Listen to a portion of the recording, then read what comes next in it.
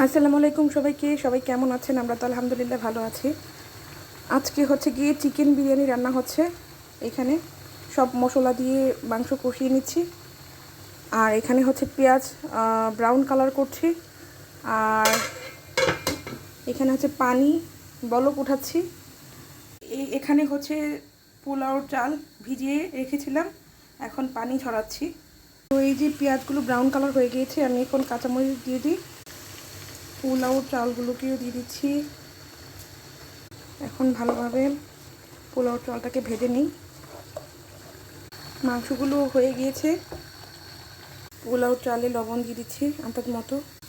তো আমার চাউল ভাজা শেষ। এই যে চাউলগুলো এরকম থাকবে।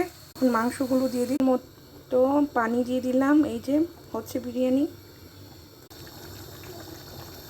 এখন ঢেকে দিতে হবে।